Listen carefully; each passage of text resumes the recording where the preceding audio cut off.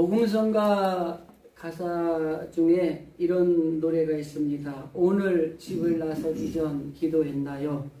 오늘 받을 은총 위에 기도했나요? 기도는 우리의 안식, 빛으로 인도하리. 앞이 깜깜할 때 기도 잊지 마세요. 아마 우리 자주 불렀고 잘 아는 복음성가 가수입니다. 하루라도 기도를 하지 않고 살아갈 수 있는 사람이 있을까 싶습니다. 그래서 우리 성도들의 삶을 보면은 아침에 눈을 뜨자마자 기도하기 시작하고, 아침에 이 밥을 먹으면서도 기도하고, 출근을 하는 길에도 기도를 하고, 생활하는 과정 속에 또 순간순간 기도하고, 그리고 하루의 일과를 마치고 나면 또 집에 와서 잠자리에 들 때 또 기도를 하고 하루를 마무리하는 걸 볼 수 있습니다. 그만큼 우리는 기도하지 않고는 한순간도 살 수 없는 사람들이라고 하는 것입니다. 아마 우리 진실의 모든 성도들이 저는 이러한 기도의 생활을 하고 있다고 확실히 믿습니다만, 혹여라도 우리의 기도 생활이 이렇게 정말 아침에 눈을 뜨면서 시작해서 잠자리에 들 때까지 하루의 삶 자체가 기도의 생활화가 되어 있지 않다면, 여러분 기도를 우리 생활화할 수 있는 우리 성도들이 다 되시기를 주님의 이름으로 간절히 기도드립니다. 지난해 그리고 최근 몇 년 동안에 우리 사회가 참 힘든 일들이 많이 있었습니다. 사회적 이슈가 됐던 이태원 3.4 사건들을 비롯해서 최근에 이슈가 되는 군인이 죽는 사건들, 그리고 그 외에도 많은 사회적인 사건들이 일어났어요. 그런데 그뿐만 아니라 우리 가정에도 돌아보면 가정 안에서도 크고 작은 일들이지만은 참 많은 일들이 있었을 겁니다. 저도 제가 개인적으로 우리 가정을 돌아보니까 나에게도 참 많은 일들이 있었구나, 이런 생각을 했어요. 자, 그런데 이렇게 사회적으로나 가정에서나 이러한 어려운 사건들, 또 힘든 일들이 일어나는데, 우리가 삶의 자리에서 순간순간 기도하지 않고 살고, 또 하나님이 이렇게 지켜주시고 보호하시는 손길이 없다면 우리가 살아갈 수 있을까? 이걸 생각해 보는 거예요. 그래서 하나님의 보살핌의 손길이 우리에게 다가오는 통로가 뭐냐면 기도하는 겁니다. 하나님 앞에 기도할 때 성령님을 보내주셔서 그 성령님을 통해서 우리가 가야 될 길을 깨닫게도 하시고, 또 해야 될 말을 하게도 하시고, 그리고 걸어가야 될 길을 가게도 하시기 때문에 우리가 이 하나님의 손길을 보살핌이 없이는 사실 한순간도 살기가 어렵죠. 오늘 이 자리에 살아서 하나님 앞에 예배드리지만 내일 무슨 일이 날지 어떻게 합니까? 아니, 내일까지 갈 것도 없이 예배드리고 집에 가는 길에 무슨 일이 날지 누가 알겠어요? 그래서 우리는 늘 하나님 앞에 기도해야 됩니다. 오늘 집을 나서기 전 기도했나요? 오늘 받은 은총 위에 기도하셨나요? 기도는 우리의 안식, 빛으로 인도하리. 앞이 깜깜할 때 기도, 여러분 잊지 마세요. 이 가사가 얼마나 좋은지 모릅니다.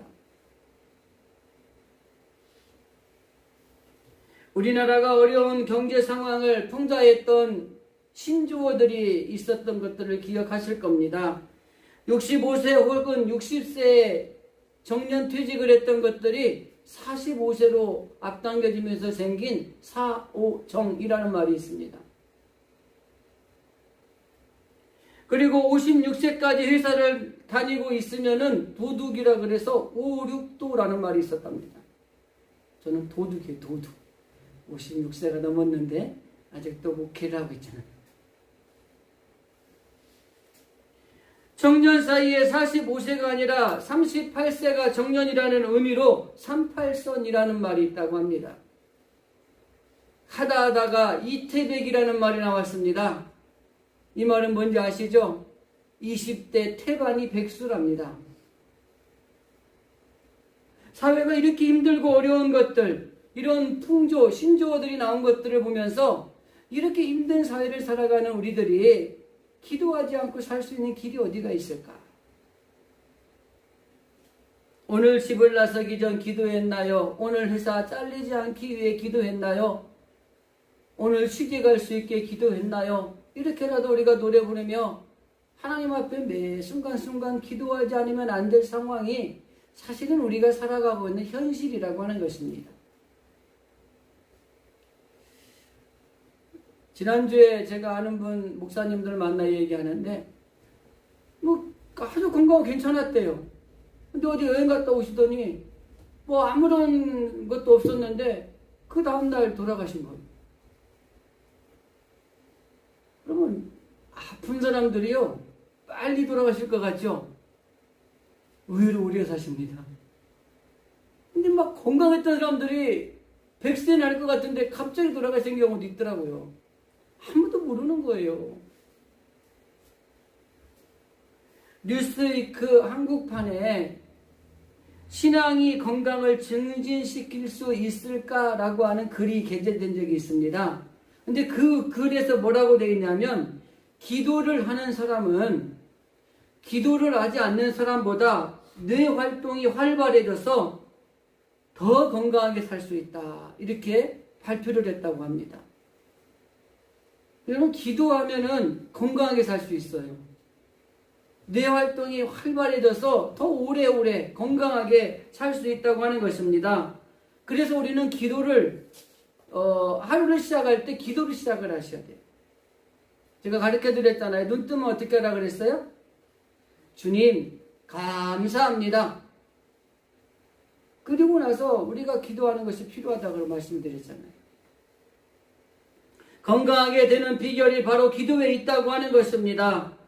그래서 가정이 행복하고 그리고 건강하고 경제적으로도 복을 받고 모든 일들이 잘 되는 형통의 복을 받고 하나님이 주시는 모든 일들 상승 가운데 성공하는 삶을 살아갈 수 있는 것이 어디에 있냐면 기도에 있다고 하는 것입니다.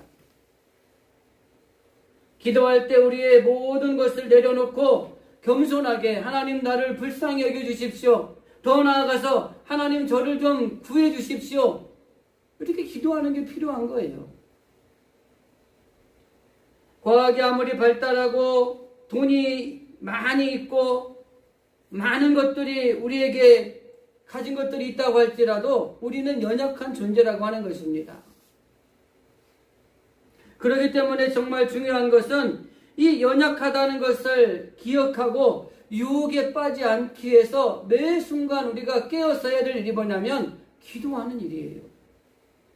여러분 우리가 조금만 뭘 가졌다 생각하면 유혹에 넘어져서 기도하지 않게 됩니다.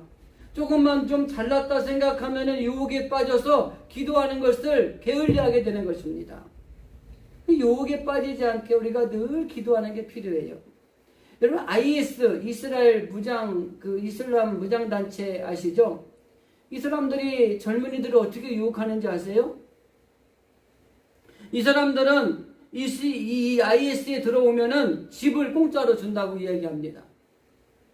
전기료 물값도 안 내도 되고 먹을 것도 다 주고 그리고 다른 여자 나라들과 얼마든지 결혼할 수 있게 해주고 더 나아가서 결혼하면 1200달러를 준다고 합니다. 그리고 이 전사를 싸우다가 죽으면은 가족에게 수천 달러를 유족금으로 준다는 거예요. 위로금으로. 근데 이 시리아라고 하는 나라에서 1000달러는 젊은이들이 열심히 일해서 버는 돈에 한 달 버는 돈의 8배라고 합니다. 적은 돈이 아니라는 거죠. 그러니까 한 해에 2만 명이라는 숫자가 그 이슬람 그 무장단체 세력에 다 가입을 했다고 하는 것입니다. 그리고 이단들도 마찬가지입니다. 제가 총회 이단 사비대책위원회 일을 하는데 새로운 신흥 이단들이 얼마나 이렇게 자주 올라오는지 몰라요. 근데 이단이 유혹하는 것들이 뭔지 아십니까? 젊은이들을 유혹하는 게 가장 유혹하는 게 뭐냐면 취직을 시켜주겠다는 거예요. 그래서 요즘에 직장이 어렵잖아요. 그러니까 이 대학생들을 대상으로 취직을 시켜주겠다고 하니까 다 거기에 빠지는 거예요. 여러분 보세요. JMS, 신천지, 그 다음에 하나님의 교회, 우리가 알고 있는 이런 이름들 보면 다 젊은 사람들이 거기에 빠져가지고 열성을 가지고 포교 활동을 하고 있잖아요. 여러분 유혹에 빠질 수 있는 일들이 얼마든지 많은지 모른다고 하는 것입니다. 그래서 우리가 어떻게 해야 되느냐? 우리는 연약한 존재다. 이거를 인정하시고 우리가 늘 기도하는 삶을 사는 게 필요한 거예요. 어떤 유혹과 그 다음에 어떤 시련이 우리한테 다가온다 할지라도 내가 하나님 앞에 기도함으로 이 유혹에 빠지지 않고 이 시련을 극복할 수 있는 힘을 달라고 기도하는 게 필요하다고 하는 것입니다. 그러면 이렇게 기도하면 아까 어떻게 제가 말씀드렸죠? 기도하면 성령님을 우리에게 보내주셔서 성령님이 우리를 도와주시는 거예요. 어떤 걸 도와줘요? 특별히 연약함을 도와주시는 겁니다. 로마서 8장 26절입니다. 성령도 우리의 연약함을 도우시나니. 우리는 연약한 존재이기 때문에 기도해야 됩니다. 그 연약한 것을 인정하고 기도하면 성령님이 우리에게 오셔서 우리의 연약함을 도와주시는데, 그러면 구체적으로 어떤 걸 도와주느냐? 몇 가지만 나열해 드리겠습니다. 첫째, 우리가 매일 삶 속에서 연약한 육신을 인하여 갈등하지 않고 영의 원리를 따라 살 수 있도록 큰 믿음을 주는 일을 성령님이 첫 번째로 하셔요. 연약한 육신에 따라서 막 염려하고 걱정하고 막 두려워하고 이러지 않고 영적인 원리에 따라서 큰 믿음으로 살 수 있도록 해주시는 역할을 성령님이 우리의 심령 가운데 오셔서 우리를 도와주시는 겁니다. 두 번째는 계속해서 그 믿음이 떨어지지 않도록 격려해 주시고 하늘의 소망을 갖게 하시고 어떠한 것들에도 무섭거나 두려워하지 않도록 용기를 주시는 일도 성령님이 하시는 거예요. 여러분, 사도 바울이 목숨 걸고 복음을 전했잖아요. 용기 있었잖아요. 그 용기의 원동력이 뭔지 아세요? 그에게 임한 성령이 바울을 도우셨기 때문에 가능한 겁니다. 여러분, 두렵잖아요. 걱정하잖아요. 염려하잖아요. 그런데 하나님 앞에 기도했더니 어느 날 갑자기 두려움이 사라져요. 어느 날 갑자기 걱정하지 않아요. 어느 날 갑자기 용기 백배해져요. 그때 여러분 앞에 임한 성령이 우리를 도와주시는 거예요. 그러니까 우리는 성령님으로 말미암아 우리를 도우시는 일들이 얼마나 많은지 모릅니다. 세 번째, 성령이 우리 가운데 사시는 일 가운데 하나가 뭐냐면 악한 생각, 악한 감정에 빠져들지 않게 하고 악한 길로 가지 않도록 길을 잡아주는 역할을 해요. 우리가 세상에서 살면서 악한 생각, 악한 길, 악한 방향으로 살아갈 때에 이 길이 아니지, 이건 잘못된 길이지 라고 생각이 나게 하는 것도 성령이 하시는 것이고, 그래 이 길은 가면 안 되지 결정하게 하는 것도 성령이 하시는 일이에요. 그런데 우리가 기도하지 않고 성령이 내 안에 임하시지 않으면 그런 생각조차 하지 않아요. 그런 판단조차 하지 않아요. 그냥 어떻게 돼요? 육신이 움직이는 대로 가는 거예요. 우리 육신은 그대로 좋은 걸 따라가게 돼 있습니다. 그러나 그 육신 안에 성령이 임하시면 그 길이 잘못된 길임을 알게 하기 때문에 그 길은 가면 안 되게 하고 옳은 길로 걸어갈 수 있도록 인도하시는 일을 성령님이 하시는 거예요.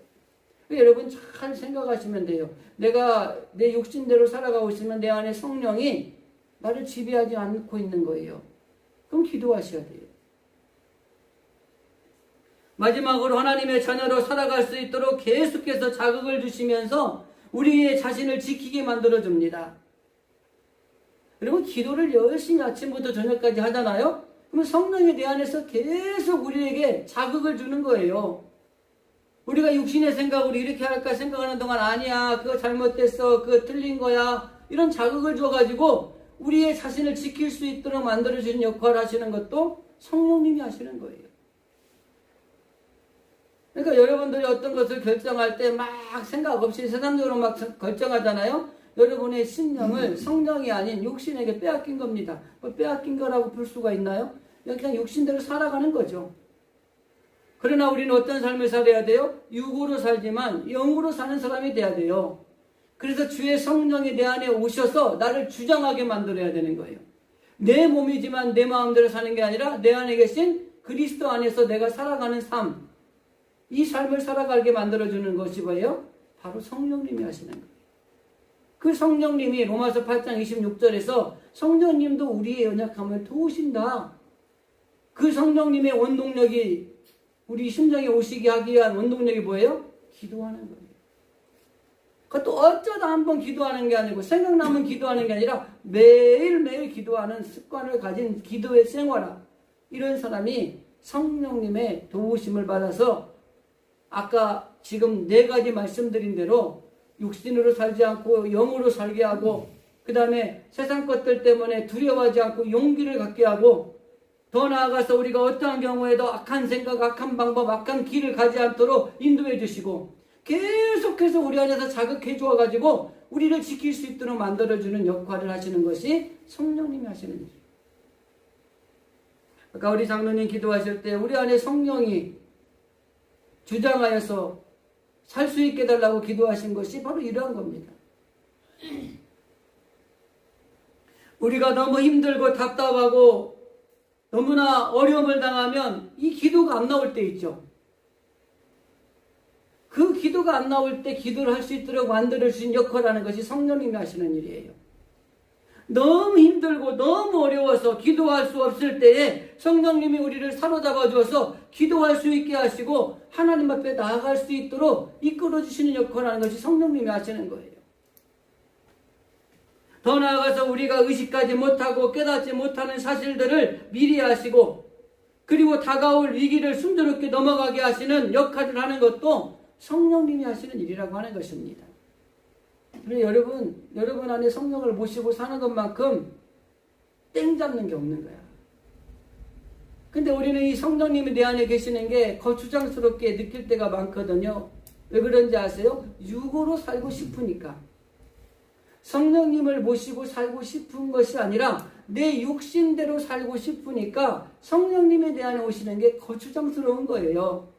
자꾸 상관하는 것 같고 자꾸 지적하는 것 같고 그렇게 싫은 거예요. 근데 그게 복된 길이에요. 그게 우리가 사는 길이라고 하는 것입니다. 그 성령님이 내 안에 오실 수 있도록 여러분 늘 기도하셔야 돼요. 그래서 기도는 정말 쉬면 안 되는 거예요. 이러한 은혜를 받기 위해서 우리가 하나님 앞에 눈을 떠야 된다고 하는 것입니다. 밝히 보는 게 필요하다고 하는 것이에요. 오늘 본문의 이야기를 쉽게 정리해 드리겠습니다. 소경이 있어요. 눈을 앞을 보지 못하는 사람이 있어요. 그런데 사람들이 그 사람을 어디로 데리고 왔어요? 예수님 앞에 데리고 와서 예수님, 이 사람 눈을 못 보는데 예수님 손을 좀 대주세요. 이렇게 강구했어요. 고쳐달라는 얘기입니다. 그런데 여러분, 손을 좀 대주세요라고 하는 게 어떤 믿음인지 아세요? 예수님이 이 소경한테 손만 대면 이 소경이 볼 수 있을 거라는 믿음이 있는 거예요. 여러분, 성도들이 그런 믿음이 있어야 돼요. 우리 교인들 중에 약한 부분들이 있으면 하나님, 이 성도에게 하나님이 손을 대주세요. 이렇게 기도해 줄 수 있어야 돼요. 그럼 그거는 무슨 말이에요? 하나님이 이 아픈 성도를 손을 대주시면 하나님이 이 아픈 성도가 깨끗이 나을 줄로 믿습니다. 라고 하는 믿음이 있는 거예요. 자, 사람들이 그렇게 데리고 갔어요. 그래서 예수님 앞에 예수님 이 소경에게 손을 좀 대주시죠. 이렇게 강구한 거예요. 그러니까 예수님이 갑자기 그 사람을 밖으로 데리고 나갔어요. 그리고 침을 뱉더니 진이 가서 눈에 바르더니 이게 뭐가 보이니? 이렇게 물어본 거예요. 그러니까 보이긴 보이는데 어떻게 보였어요? 완전하게 밝게 안 보인 거예요. 그러니까 사람들 같은 것도 보이고 저 나무 같은 것들도 보이네요. 희미하게 보인 거예요. 여러분, 우리가 영적인 단계가 있습니다. 신앙도. 이 신앙생활 하다 보면은요, 기도원 가서 갑자기 불 받아가지고 막 신앙이 한 번에 확 크는 사람이 있는가 하면 미지근하게 천천히 조금씩 영적인 눈을 뜨는 사람들이 있어요. 그죠? 근데 이 영적인 신앙의 단계가 있습니다. 이 사람이 눈을 이겨서 봤을 때 보이긴 보여요. 사람 같은 사람이 보이고 나무 같은 것도 보이는데 희미하게 보입니다.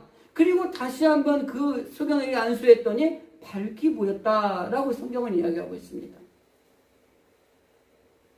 그럼 눈을 떠야 돼요. 그래야지 밝게 보입니다. 여러분, 우리가 눈이 하나도 모르는 사람 없잖아요. 그죠? 그러면 나하고는 상관이 없는 거예요. 아니요. 육신의 눈이 아니라 영적인 눈을 뜨셔야 된다고 하는 것입니다. 육신의 눈은 떴는데 영적인 장님이라면은 문제가 크다는 거예요. 여러분, 육신이 안 좋으면은 이 땅에 사는데 불편하죠. 그죠? 여러분, 이제 소경으로 예를 들어봅시다. 눈이 안 보이면 참 불편하잖아요. 예전에 어딘가 그 관광지를 갔는데 이 눈에 안 보이는 분들이, 봉사자들이 그 사람들을 이 구경을 데리러 왔어요. 그 제가 속으로 그랬어요. 저분들은 뭘 보러 왔을까? 근데 그 바닷가에 이 보이고 이 벤치에 딱 앉아 있는데 그 소경을 인도하는 그 인도자가 딱 오더니 여기 앞에 바다가 있어요. 이렇게 설명을 해주는 거예요. 그러니까 이 앞도 안 보이는 사람들이 시원한 것 같아요. 이렇게 얘기를 하는 거예요. 근데 어쨌든 혼자는 아무것도 할 수 없어요. 무슨 일을 할 수도 없어요. 보이지 않는다는 것은 굉장히 어려운 겁니다. 모든 게 올수득되는 겁니다. 그렇기 때문에 이 육신의 소경이 되는 것은 굉장히 불편해요. 근데 여러분, 영적인 소경이 되면 어떻게 되는지 아세요? 불편한 정도가 아니라 지옥 가요.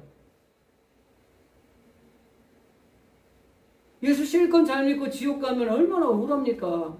지옥 갈 바에는요, 예수 안 믿고 마음대로 살아야 돼요.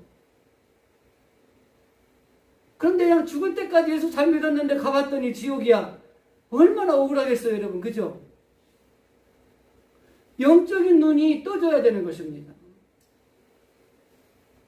그렇기 때문에 정말 중요한 것은 우리가 하나님 앞에 기도할 때 하나님, 내가 눈을 떠서 밝게 볼 수 있게 해달라고 기도하는 것이 필요하다고 하는 겁니다. 오늘 여기 본문의 말씀에 이 소경이 눈을 뜨고 밝게 보게 되었다라는 말씀이에요. 그러면은 밝게 보기 위해서는 어떻게 해야 됩니까? 오늘 본문에 보니까 이 사람이 누구로 인해서 눈을 보게 됐죠? 너무 문제가 어렵나요? 1번 예수님. 1번밖에 없어요. 예수님을 만났기 때문에 이 소경이 보게 된 거잖아요. 여러분, 눈을 볼 수 없다는 거. 그런데 이 눈을 봤다라고 하는 것은 정말 인생을 다 얻은 거예요, 여러분. 그런 것까지 가지 않아도 몸이 내가 엄청 아팠는데 거기가 하나 났으면은 모든 게 해결된 것 같잖아요. 시원하게 가슴이 뻥 뚫리는 것 같고. 그런데 이 소경이 눈을 뜬 것은 예수님을 만났기 때문에 가능했다고 하는 것입니다. 우리는 다 눈뜬 장님이에요. 그렇기 때문에 눈을 뜨게 해달라고 기도해야 되고 밝게 보게 해달라고 기도해야 되는 것입니다. 그래서 하나님, 주여 내 눈을 뜨게 해주십시오. 이렇게 기도하는 것이 필요하다고 하는 겁니다. 하나님, 내가 밝게 볼 수 있도록, 제대로 볼 수 있도록 저의 영적인 눈을 혼돈하게 밝혀주십시오. 이렇게 기도하는 게 필요한 거예요. 그러면 어떻게 눈을 뜰 수 있습니까? 앞에서 말한 대로 예수님 앞에 나올 때 가능한 겁니다. 사람들이 그 소경을 데리고 와서 이 사람을 좀 만져주세요. 이렇게 이야기한 거예요. 여러분, 중보의 기도가 얼마나 중요한 걸 우리가 알아야 됩니다. 제가 여러분들에게 우리가 떨어져 있어도 성도들을 위해서 서로 기도하자는 얘기를 계속 강조하는 것들이 바로 이 사람들이 이 소경을 위해서 예수님 앞에 중보기도했을 때 이 소경이 눈을 뜨는 놀라운 역사가 일어났고 밝게 보게 되는 역사가 일어났다고 하는 것입니다. 우리들의 각자의 하나하나의 중보기도가 주님 앞에 상달이 되어질 때에 연약한 사람, 그리고 육신의 심령이 연약한 사람 두루두루 하나님께서 치료해 주시고 놀라운 문제 해결이 일어나게 하신다고 하는 사실입니다. 그래서 우리가 역시 주님 앞에 나와서 이 눈을 뜰 수 있게 해달라고 기도하는 것이 필요합니다. 하나님 앞에 여러분 기도하실 때 하나 기도 제목을 좀 추가하세요. 하나님, 내가 눈을 뜨게 해주십시오. 눈을 떠서 밝게 볼 수 있도록 해주십시오. 그것은 육신의 장님이 아니라 영적인 눈을 뜨게 해주십시오. 이렇게 기도하셔야 돼요. 우리 눈이 너무 밝아서 뱃속을 볼 수 있다고 생각해 보십시다. 이 오장육부가 다 보여가지고 여기서 음식을 먹으면 꿀떡꿀떡 넘어가가지고 막 돌아다니다가 잠으로 가가지고 싹 나오는 게 본다고 생각합시다. 너무 징그럽겠죠. 밥도 먹으려면 힘들겠죠. 그래서 거기까지는 하나님이 안 보여주는 거예요. 더 나아가서 우리 심령을 볼 수 있다면 어떨 것 같아요? 투명하게 내 속을 볼 수 있다면. 남을 미워하는 감정이라든지 혈기, 분노, 시기, 질투, 그리고 거짓말, 가증스러운 것들, 거만하고 오만하고 교만한 것들, 탐심, 음욕, 이런 것들이 다 보여진다고 생각해 보세요. 각자의 심령의 현주수를 보면은 아마 서로가 서로를 마주하기가 어려울 거예요. 여러분들이 제 속을 다 본다고 그러잖아요, 심령을. 아이고, 저 인간 상대할 인간이 아니네. 그래 다시 안 보려고 그럴 거예요. 저도 마찬가지일 거고, 옆에 사람도 마찬가지일 거예요. 그거 볼 수 없으니까 그래도 이렇게 우리가 살아가는 거예요. 그런데 우리가 육신은 멀쩡할지 모르지만, 아니 뭐 육신도 아프신 분들이 많지만, 영적으로 심령은 누구나 불구라고 하는 것입니다.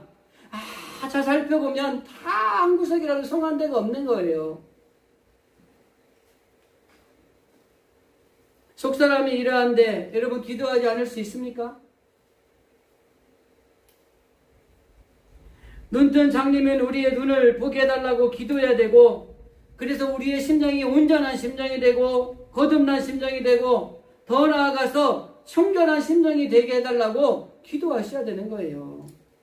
누군가 내 심령을 볼 수 있다면 내가 당당하게 그래 보려면 봐 라고 얘기할 수 있는 사람이 누가 있겠습니까? 주님께서 이 심령을 온전하기 위해서 우리에게 오셨다고 하는 것입니다. 그래서 우리의 심령이 우리 힘으로는 새롭게 될 수가 없어요. 다윗을 한번 생각해 볼까요? 다윗이 뭐라고 이야기를 하냐면 시편 51편 5절에 내가 죄악 중에서 출생하였으며 어머니가 죄 중에서 나를 잉태하였나이다. 그러면서 나는 죄를 가진 소유자, 죄인이다 라는 것을 고백합니다. 그리고 나서 51편 9절에 가서 주의 얼굴을 내 죄에서 돌이키시고 내 모든 죄악을 치워 주옵소서 이렇게 간구합니다. 그러니까 우리는 심령이 모두가 다 죄인이에요. 불구자예요. 누구 하나 자신 있게 보여줄 수 있는 게 없어요. 심령을 볼 수 있다면 다시는 안 만나요, 그 사람. 그리고 나서 51편 10절에 다윗이 이렇게 기도합니다. 하나님이여 내 속에 정한 마음을 창조하시고 내 안에 정직한 영을 새롭게 하여 주옵소서. 이게 무슨 말이냐면 새로운 삶을 살아가는데 꼭 필요한 것이 뭐냐면 심령의 변화라고 하는 겁니다. 여러분 우리가 사람을 대할 때 내 심령을 저 사람이 보고 있다고 생각하고 대할 수 있어야 돼요. 겉으로는 웃고 인사하는데 속으로는 온갖 이 불구자 같은 심령들의 마음을 가지고 대하고 있는 것들은 안 되는 겁니다. 그래서 다윗이 뭐라고 해요? 내 안에 정직한 영을 새롭게 하여 주옵소서 이렇게 기도하는 거예요.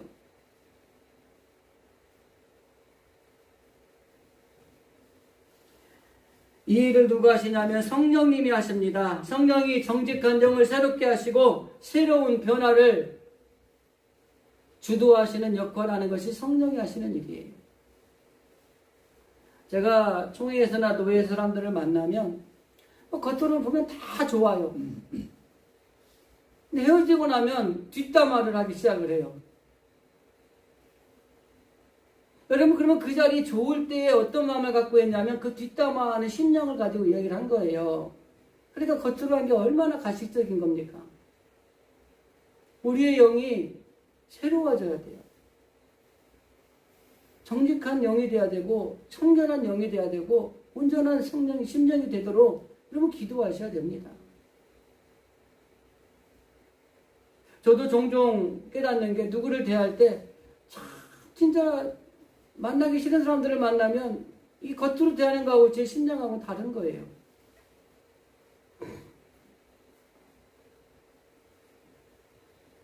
새로운 변화가 무엇입니까? 자원하는 심정입니다. 쉽게 말하면 억지로 하는 것이 아니라 기쁨으로 하나님의 뜻에 순종할 수 있는 마음의 상태, 이게 새로운 변화입니다. 그래서 주를 위해서 아낌없이 자신을 바치는 수준 높은 신앙의 단계에 이르는 것, 이게 새로운 변화예요. 정직한 영을 새롭게 하셔서 나를 변화시켜 주십시오라고 하는 다윗의 기도는 바로 이러한 변화를 이야기하는 겁니다. 억지로 만나는 게 아니라 기쁨으로 만나는 거예요. 수준 높은 신앙의 단계에 이르는 영이 되기를 원한다고 하는 것입니다. 마음에 들지 않아도 그리스도의 사랑의 심령의 마음으로 그를 바라볼 수 있는 이런 영을 내게 조성해 달라고 기도하는 겁니다. 수준 높은 신앙인이 되려면은 여러분, 우리가 아까 앞에서 말씀드린 육신의 불구는 이 땅에서 불편한 거잖아요. 영적인 불구는요, 지옥 간다니까요. 꼭 명심할 것이 있습니다. 중요한 것은 나입니다. 나. 내가 변하면 세상이 변하고, 내가 변하면 주변이 변하고, 내가 변하면 모든 것이 변하게 돼 있어요. 그런데 많은 사람들이 내가 변하려고 하지 않고 네가 변해야 된다고 생각을 하는 거예요. 어느 신앙이 좋은 성도가 집안에 복잡한 일이 생겨서 교회 가서 기도를 하기 시작했어요. 시아버지는 이거를 좀 고쳐주시고, 시어머니는 이런 것들이 문제가 있고, 시누이는 이게 문제고, 우리 자식들은 이게 문제인데 이것들을 좀 고쳐주옵소서 그러면서 40일 작전 기도를 했어요. 훌륭하죠? 근데 어느 날 교회 가서 기도를 하는데 시아버지, 시어머니, 시누이, 자식들, 남편 막 고쳐달라고 기도를 했는데 어느 날 자기 자신의 심장이 환하게 보이는 거예요. 그리고 나서 봤더니 시아버지보다 내 심장이 더 더러웠고, 시어머니보다 내 심장이 더 더러웠고, 내 심장에 문제가 있다는 걸 깨달은 거예요. 그래서 이 사람이 기도를 바꿨어요.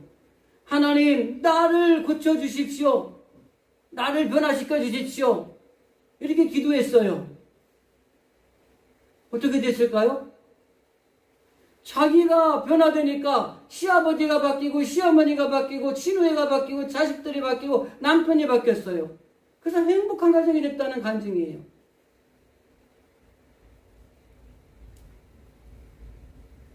중요한 것은 나라고 하는 것입니다. 눈뜬 장님인 내가 눈을 떠야 됩니다. 주님, 저를 고쳐주십시오. 제 영적인 눈뜬 장님이 내가 뜨게 해주십시오. 이렇게 기도하셔야 된다는 겁니다. 눈을 뜨는 것이 모든 문제의 해결입니다.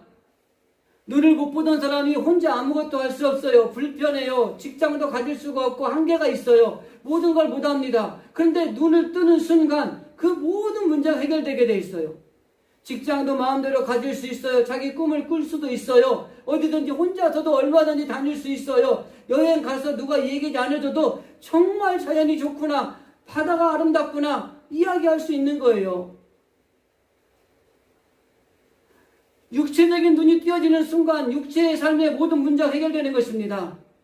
영적인 장님으로 있는 순간 문제가 수두룩하게 쌓이는 거예요. 영적인 눈을 뜨는 순간 영적인 문제가 다 해결되게 돼 있어요. 심령의 더러운 것들이 다 변화가 되어 있습니다. 그렇기 때문에 정말 중요한 게 뭐예요? 눈을 떠야 되는 것입니다. 문제 해결은 눈을 뜰 때 가능해진다고 하는 것입니다. 눈이 열리는 것이 바로 인생이 열린다고 하는 것입니다. 그 영적인 눈을 뜨는 통로가 뭐예요? 기도하는 겁니다. 영적인 눈을 뜨고 기도해야 하늘과 땅을 잇는 하나님의 사랑도 제대로 볼 수가 있는 거예요. 여러분, 사랑한다고 하면서 사랑이 아닌 사랑 많죠? 요즘에 TV에 나오는 것 중에 가장 무식한 사건 사고 중에 하나가 뭔지 아세요? 데이트 폭력. 사랑한대잖아요. 여러분, 그게 올바른 사랑입니까? 그래서 사랑도, 하나님의 사랑도 우리가 이 눈을 뜨고 바라봐야지 제대로 하늘과 땅을 잇는 하나님의 사랑을 바로 볼 수가 있는 거예요. 눈을 뜨지 않고 하나님의 사랑을 보니까 잘못된 사랑을 하나님의 사랑이라고 생각하면서 신앙생활을 하는 거예요. 그 자기 고집대로만 하나님의 사랑을 판단하는 거예요. 아니에요. 눈을 뜨셔야 됩니다. 정말 하늘과 땅을 잇는 하나님의 사랑이 무엇인가를 바로 보기 위해서는 눈이 띄어져야 되는 거예요. 그래야 밝게 볼 수 있어야 되는 거예요. 잘못 보면 안 되는 거예요. 저는 데이트 폭력하다가 쥐어 패고 사람을 죽이는 이 사람들 사랑해서 그랬어요. 그게 뭔 사랑입니까? 예수 믿는 사람들이 내가 하나님을 사랑해서 그랬어요 그러는데 하나님 사랑해서 그랬다는데 아니에요. 그게 뭔 하나님 사랑한 겁니까? 자기를 사랑한 거지. 그러면 안 되는 거죠.